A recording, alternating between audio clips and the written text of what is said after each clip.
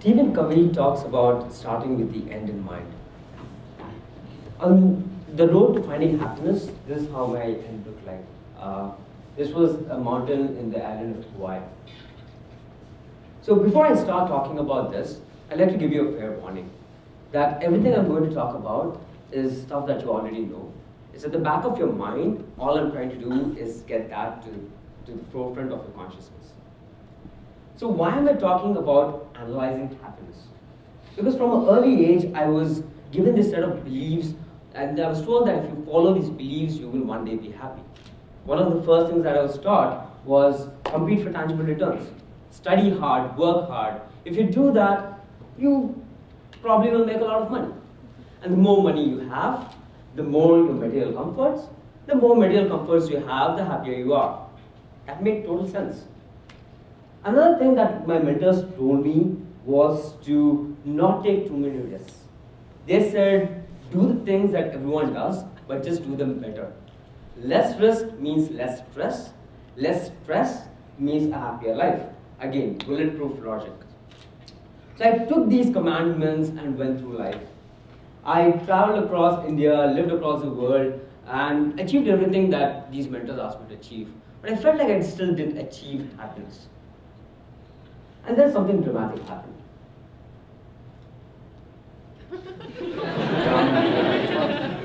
I moved to Hawaii and it completely changed my life.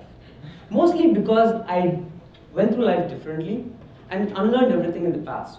And you're at a place where you're making big changes to your life, so I thought this would be a great time to share some of those learnings with you. Talking of doing things differently, I was deathly afraid of water. And I couldn't swim because I was caught in a flash flood as a teenager. So to overcome that fear, I walked up to a cliff in Hawaii and I jumped off of it.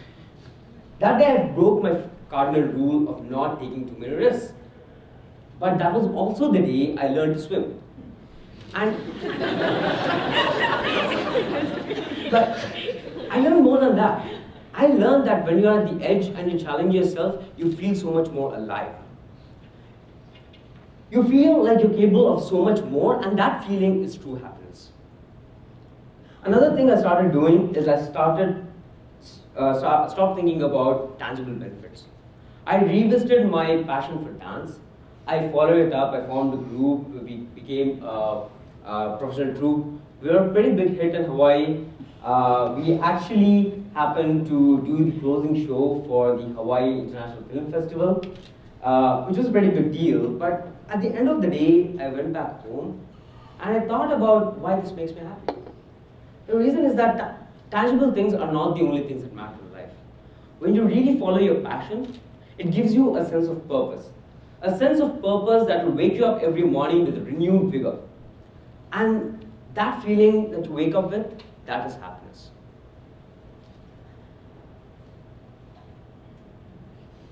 The other thing I started doing is I started trying new things, just for the sake of it. I stopped saying why, I started asking why not try these things. And all of these things had a ripple effect. And somehow starting a troupe and becoming serial hiker ended up in getting me a part in a movie. It's a small part, but the creepy guy in the background, that's me. That's Emma Stone. It's a movie called Aloha that's releasing soon in theaters. The point being that when you try new things, life becomes interesting.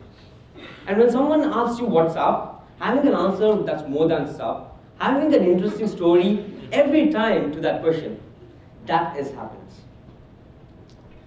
To talk about the next aspect, I really do have to talk about Eddie Aikau.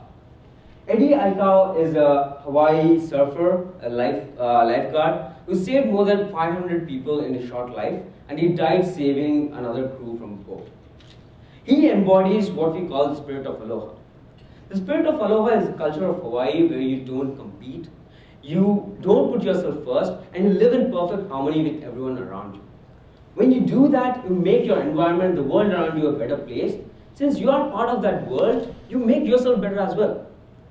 That is when I realized that the world is not a dog-eat-dog world as everyone would want me to believe. And then I started contributing to the community around. And contributing to the world around me made me immensely happy. So as I took my flight away from Hawaii to come to Booth, I realized I challenged myself. I found a passion, I followed it, I tried new things, went to amazing endings, and did not put myself first, and that made me happy. And as you go through life, I hope that finds you happiness as well.